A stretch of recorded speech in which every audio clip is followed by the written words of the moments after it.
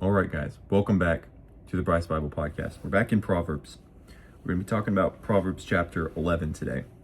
And a theme throughout this chapter that you'll see is the concept of riches, true riches and false riches.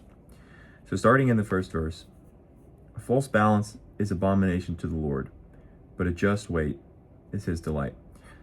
So setting, I think, the context for this chapter, talking about how we read earlier in this book that lying lips, they're equated with some of the things that we oftentimes consider as the most egregious sins in our society, like murder.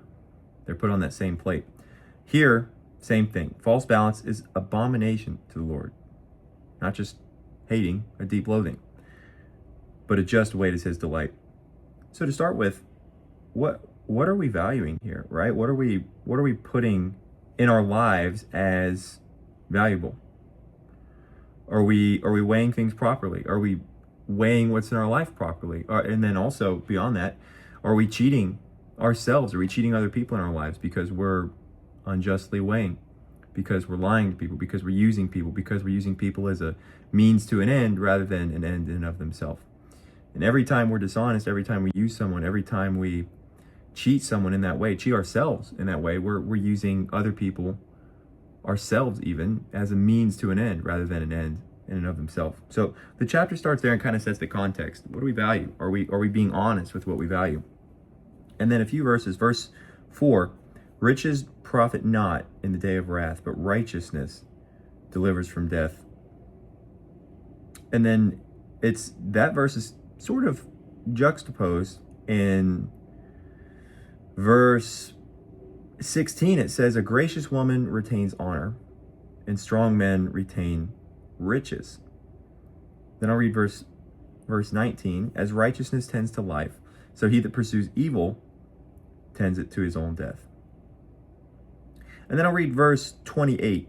He that trusts in his riches shall fall, but the righteous shall flourish as a branch. So it seems in this chapter that in the three out of the 4 verses I just read, riches are kind of put at polar ends. So you trust in riches, you'll fall. Riches don't deliver you from the day of wrath, but a gracious woman retains honor, and strong men retain riches. So what matters? What are the riches that matter? Why does it say riches do matter and riches don't matter in the same chapter? Well, I think the answer is in verse 28. There's a little caveat. He that trusteth in his riches shall fall, but the righteous shall flourish as a branch. So as long as we are reliant, as long as we're dependent on ourselves, as long as we're dependent on what we can create, conjure, do, trying to strum meaning out of this life. Again, talking about Solomon, about how he had everything, right? Solomon supposedly would have had everything and been the happiest person in the world. He trusted in his riches and they failed him, right? Here, he that trusts in his riches shall fall, but the righteous shall flourish as a branch. So, okay, that's the riches that'll fail, is riches that we bring on ourselves. Now the riches that matter here, verse 16, a gracious woman retains honor, and strong men retain riches. So the riches that these strong men obtain, maintain, have, is compared with a gracious woman's honor. So we can only help but put in that place that these are riches that are of spiritual value, that are of a value beyond material wealth. We can read in the last chapter, Proverbs chapter 10, verse 22, it says, the blessing of the Lord, it maketh rich, and he adds no sorrow with it.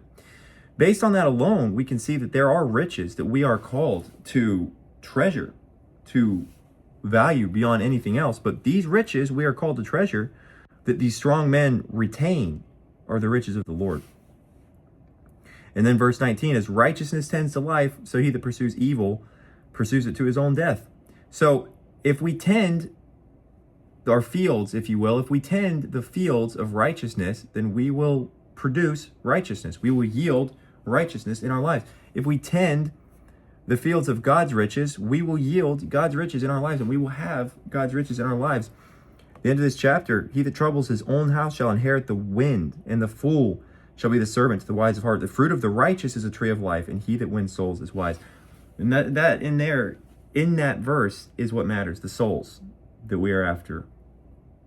And that's the caveat, is that if we are the righteous, if we are the wise, then we will do our best to win souls. First and foremost, taking care of our own soul, right? By giving it an environment in which it can thrive, how it was meant to, being surrounded by the Lord, the Word, and everything that leads to life.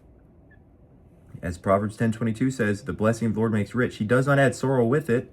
So the ways that do not lead to sorrow, the ways that do not lead to a split from God, a separation from God, these ways are different. These ways are His ways.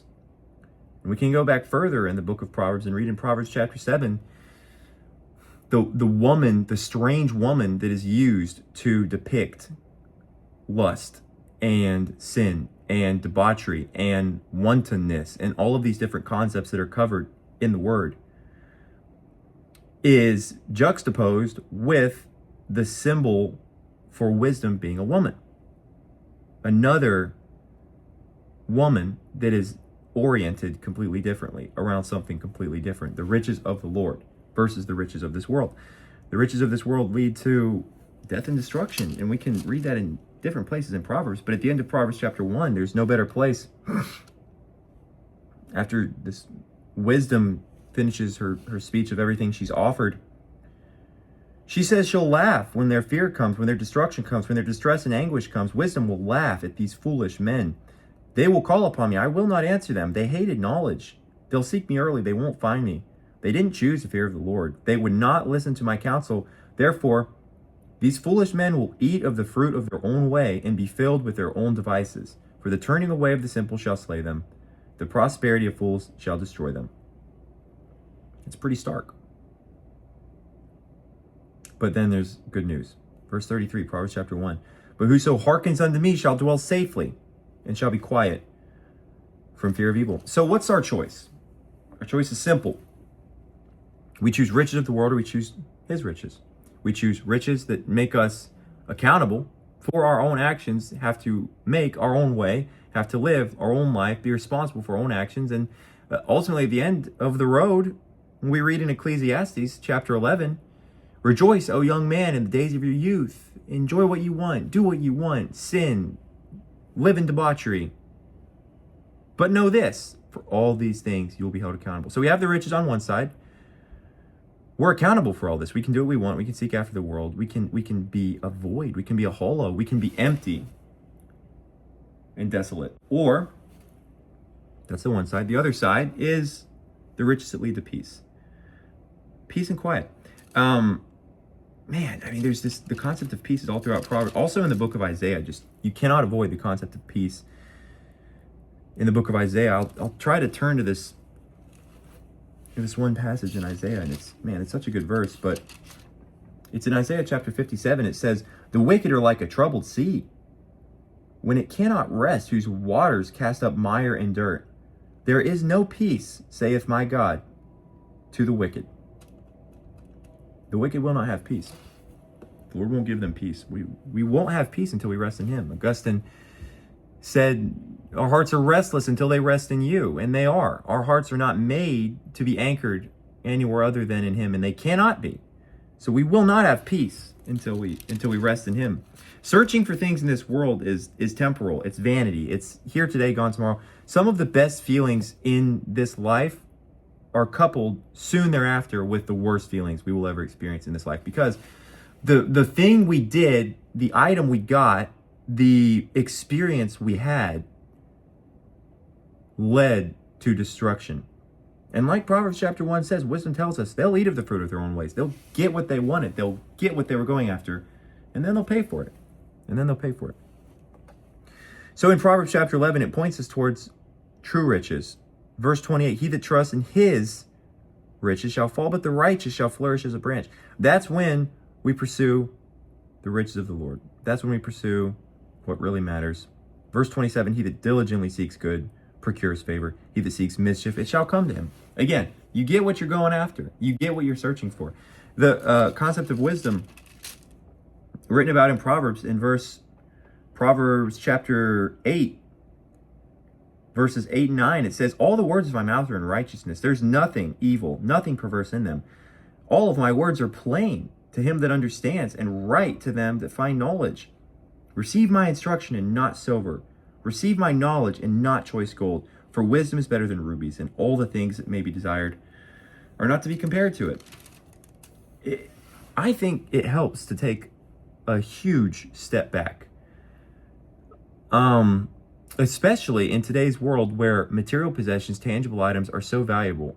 We're told that to have wisdom, to have understanding, to be instructed to walk in the right way is more valuable than the most valuable items in this society, and still in our society. Silver and gold are some of the most valuable things, but more valuable than silver and gold and rubies and gems is wisdom, is understanding, is the instruction of the Lord. Because who can go to sleep at night with $1 million in the bank account and a troubled soul? I don't think I would rather have material riches than peace in my heart. I know I wouldn't rather have that.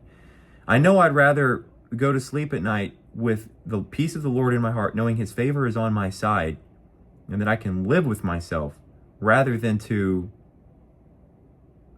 have everything this world has to offer and have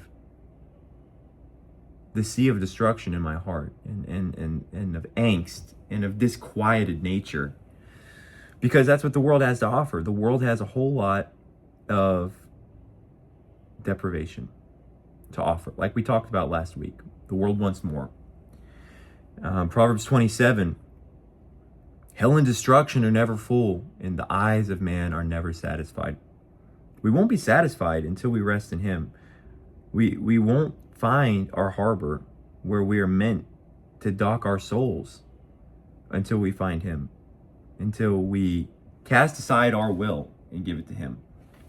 C.S. Lewis has this quote where he says that if we really, truly want to experience life and be as we were made to be, then we have to be transformed as far as we possibly can away from everything that makes us who we recognize as ourselves. Because we are so sinful, we are so wicked, we are so perverse in our desires and in the directions we would go, that the best prayer we can pray is his will be done. Because we don't know where our way will lead. And the best prayer we can pray is that he would exercise, he would take all of the things out of us that make us this sinful, fleshly man and throw them away and replace them with him. That he would fill these jars of clay that are us in so many different ways with his presence. There's this concept in 2 Peter chapter 2 of these people, and it says, verse 17 through 19, these people are wells without water. They're clouds that are carried with a tempest, to whom the mist of darkness is reserved forever. And that's who we are without him. We are jars of clay that are not filled up. We're empty. We are wells without water. We're clouds that are carried here and there, wherever, because we don't have something to stand on.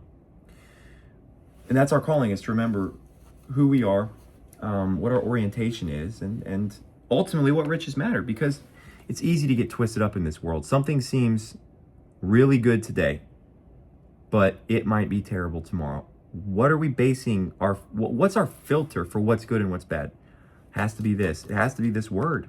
If it's not this word, then what can it be? There is no foundation upon which we can stand and base our lives that will provide us nothing but truth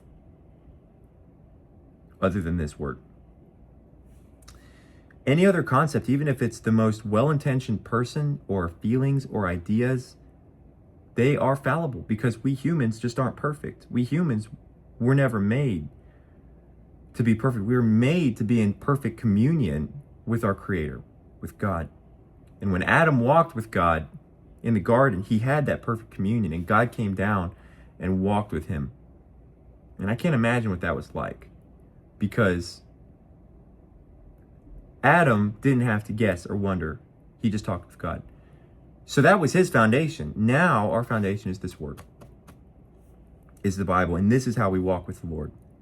This is how we walk in the garden, in this fallen world, is by reading this word, by praying to him, and by walking in faith. So that's our calling. We're called to live for the riches that matter, not the temporal riches that Solomon tells us do not fill our hearts. Hope you have a good week. Goodbye.